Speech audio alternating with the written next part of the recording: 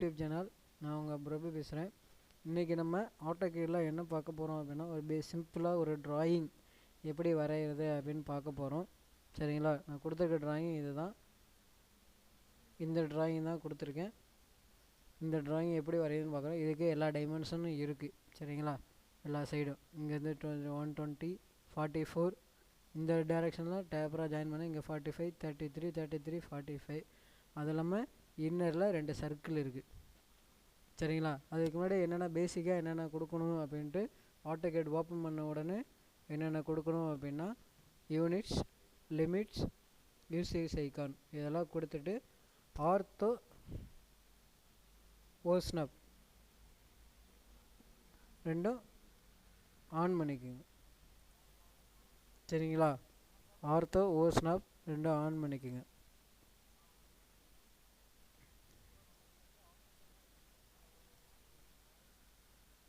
இந்த டிராயிங் தான் கொடுத்துருக்கேன். இதுக்கு என்னென்ன டைமென்ஷன் இருக்குது அதிலே இருக்குது, டீட்டெயிலாக இருக்குது. சரிங்களா? கரெக்டாக அது 2 சர்க்கிள் இருக்குது. ஆட்டோகேடில் பேசிக்காக என்னென்ன கமெண்ட்ஸ் கொடுக்கணும் அப்படின்னு லாஸ்ட் வீடியோவில் சொல்லியிருந்தேன். அதெல்லாம் ஃபில்ஃபைடாக கொடுத்துங்க. இது எல்லாமே எந்த டைமென்ஷனில் கொடுத்துருக்கு அப்படின்னா எம்எம் தான். சரிங்களா? இன்ஜினியரிங் சப்ஜெக்டில் மேக்ஸிமம் இருக்கிறது எல்லாமே எம்எம் தான் இருக்கும். டைமென்ஷன் பார்த்துங்க. இந்த இடத்துல டேப்பராக 2 லைன் கொடுத்துருக்காங்க. அதுக்கு லென்த்து ஹைட்டு மட்டும் தான் 45 கொடுத்துருக்காங்க. அந்த இடத்துல கொடுக்கல, 2 சர்க்கிள் கொடுத்துருக்காங்க.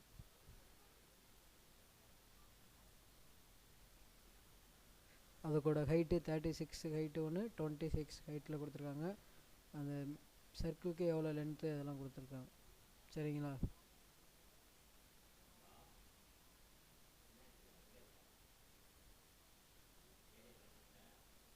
இப்போ ஃபஸ்ட்டு லைன் அப்படின்னு ட்ரா பண்ண போகிறேன். ஆர்த்தோ ஓஸ்னப் ரெண்டு ஆன் பண்ணுங்க. ஓட்ராக் தேவையில்லை, ஆஃப் பண்ணிக்கோங்க. லைன் வந்து நான் கீபோர்டில் அதாவது அந்த கமாண்ட் லைனை கிளிக் பண்ணாமல் கமாண்ட்ஸ் அந்த கீபோர்டு கீழே இருக்குது பார்த்தீங்களா, கமாண்ட் லைனில் எப்படி டைப் பண்ணணும் அப்படின்னு சொல்லித்தரேன். வெறுமனே எல் அப்படின்னு கொடுத்து என்ட்ரு கொடுத்தீங்கன்னா லைன் ப்ராப்பர்ட்டிஸ் வந்துடும். ஸ்பெசிஃபை ஃபஸ்ட்டு பாயிண்ட்டுங்களா, ஃபஸ்ட்டு பாயிண்ட்டை நான் கிளிக் பண்ணுறேன். கிளிக் பண்ண உடனே டைரெக்ஷன் எந்த டைரெக்ஷன் கேட்குறேன். அடுத்து அந்த டைரெக்ஷனோட லென்த்து எவ்வளோ அப்படின்னு பார்த்தீங்க அப்படின்னா 120 அப்படின்னு இருக்குது. 120 கொடுத்து என்ட்ரு கொடுக்குறேன். மறுபடியும் கர்சரை மூவ் பண்ணுறேன். மேலே டாப்பில் மூவ் பண்ணுறேன். டாப்பில் மூவ் பண்ணதுக்கப்புறம் அதோட 44 என்டர். அடுத்து அதோட ஹைட்டு பார்த்தீங்க அப்படின்னா இந்த சைடு பாருங்கள் 33 இருக்குது. சரிங்களா? இந்த சைடு 44, இந்த சைடு 44 அப்படின்ற போது மேலே ஹைட்டு எவ்வளோ பார்த்தீங்க அப்படின்னா அதுக்கு ஆப்போசிட் சைடு இருக்க 33 அதுதான் இருக்கும். சரிங்களா? 33 ஹைட்டு கொடுத்துருங்க. இப்போது இந்த இதிலேருந்து இந்த லென்த்து எவ்வளோ பார்த்தீங்க, அந்த 33 அப்படியே ஆப்போசிட்டில் வரும். இங்கே 33 + 45 120ல் 33 + 45 மைனஸ் பண்ணோம்னா அதோட லென்த்து வந்துடும். சரிங்களா?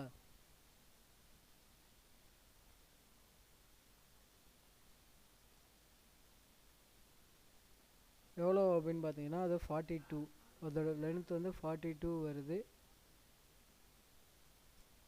42 வரனால ஃபஸ்ட்டு அதோட ஹைட்டு வந்து நம்ம 33 அப்படின்னு கொடுத்து க்ளோஸ் பண்ணுறோம். ஃபஸ்ட்டு என்டர் கொடுக்குறோம். மறுபடியும் டைரெக்ஷனை மாற்றுறேன். டைரெக்ஷனை மாற்றிட்டு 42 நம்ம மைனஸ் பண்ண 42 வரும். 42 மைனஸ் பண்ணிட்டோம் அப்படின்னா அப்படியே டேப்பராக இதோட எண்டு பாயிண்ட் 44ஓட எண்டு பாயிண்டில் ஜாயின் பண்ணுறோம். ஜாயின் பண்ணிட்டோம். எஸ்கேப் கொடுத்துட்றேன். இப்போ இந்த 2 லைன் தேவை இல்லைங்களா, அந்த 2 லைனையும் செலக்ட் பண்ணுறேன். டெலீட் பண்ணுறேன்.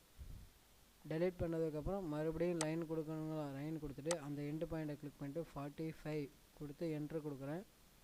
மறுபடியும் அதோட லென்த்து பார்த்தீங்கன்னா 33 அதிலே கொடுத்துருக்கு. 33 கொடுத்து என்டர். மறுபடியும் டைரெக்ஷனை மாற்றிக்கிட்டு டவுன் டைரெக்ஷனில் 33 என்டர்.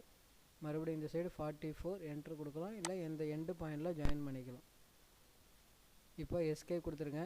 மறுபடியும் எல் கொடுத்து என்ட்ரு கொடுங்க. எல் கொடுத்து என்ட்ரு கொடுத்ததுக்கப்புறம் இதோட 44ஓட எண்டு பாயிண்ட்டும் அங்கே மேலே இருக்க 33ஓட எண்டு பாயிண்ட்டும் ஜாயின் பண்ணுறேன். ஜாயின் பண்ணிவிட்டு ட்ரிம் பண்ணிக்கிறேன். அந்த 2 லைன் எக்ஸ்ட்ரா இருக்கிற 2 லைனை டெலீட் பண்ணுறேன். செலக்ட் பண்ணிட்டு டெலீட் தான் பண்ணுறேன், வேறு எதுவும் கொடுக்கல. நெக்ஸ்ட் பார்த்தீங்க அப்படின்னா பெரிய சர்க்கிள் போடணும். அந்த பெரிய சர்க்கிள் போடுறதுக்கு டயா 36 அப்படின்னு கொடுத்துருக்கு. இதோட லென்த்து பார்த்தீங்க அப்படின்னா 36 × 36 ஹைட்டில் இருக்குது. லைன் கொடுக்குறேன். இங்கே இந்த கார்னர் எண்டிலிருந்து லைன் 36க்கு லைன் கொடுக்குறேன்.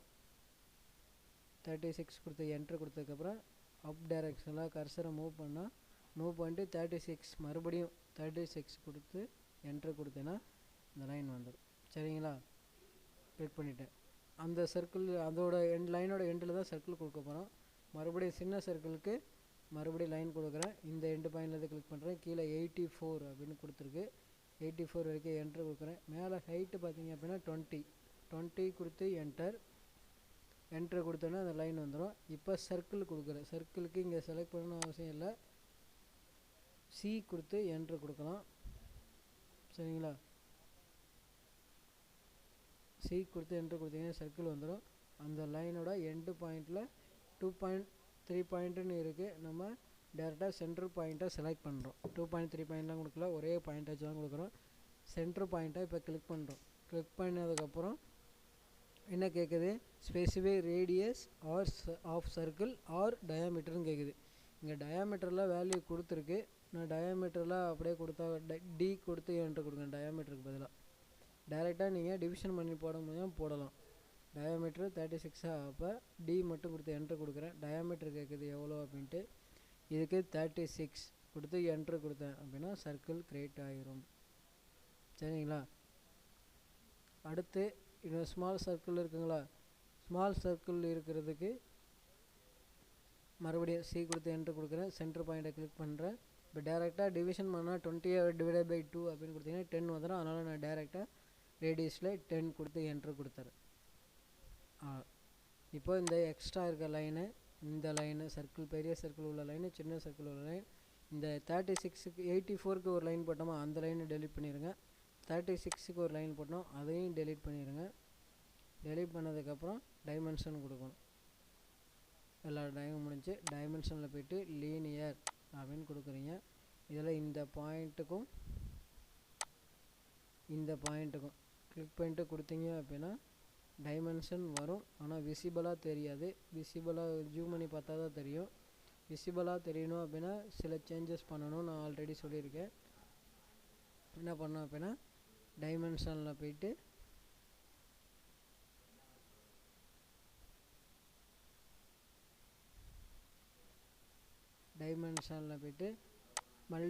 Dimension style modify symbols and arrow size பார்த்தீங்க அப்படின்னா ஒரு 8 கொடுக்குறேன். டெக்ஸ்டோட ஹைட்டு ஒரு 8 கொடுக்குறேன். அடுத்து ப்ரைமரி யூனிட்ஸில் ப்ரிசிஷனில் 0. ஓகே. செட் கரண்ட் கொடுத்துட்டு க்ளோஸ் கொடுக்குறேன். அப்போ தான் கரெக்டாக விசிபிளாக நம்ம என்ன டைமென்ஷன் கொடுத்துருக்கோம் அது சேஞ்ச் ஆகும். அது கொஞ்சம் விசிபிளாக பெருசாக இருக்குது. அதனால் மறுபடியும் டைமென்ஷன் ஸ்டைல் போகிறேன். மாடிஃபை கொடுக்குறேன். டெக்ஸ்டோட ஹைட்டு ஒரு 6 கொடுக்குறேன். சிம்பிள்ஸ் அண்ட் ஏரோ 6 கொடுக்குறேன். ஓகே. Set current close. சரிங்களா?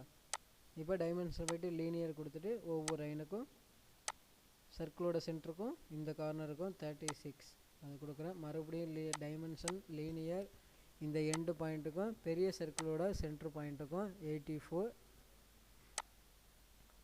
மறுபடியும் டைமென்ஷன் லீனியர் ஒவ்வொரு லைன் இந்த பாயிண்ட்டுக்கும் இந்த லைனோட லென்த்து கொடுக்குறதுக்கு இந்த பாயிண்ட்டுக்கும் இந்த சர்க்கிளோட லென்த்துக்கும் ஃபஸ்ட்டு 36. சர்க்கிளோட சென்டர் பாயிண்ட்டு.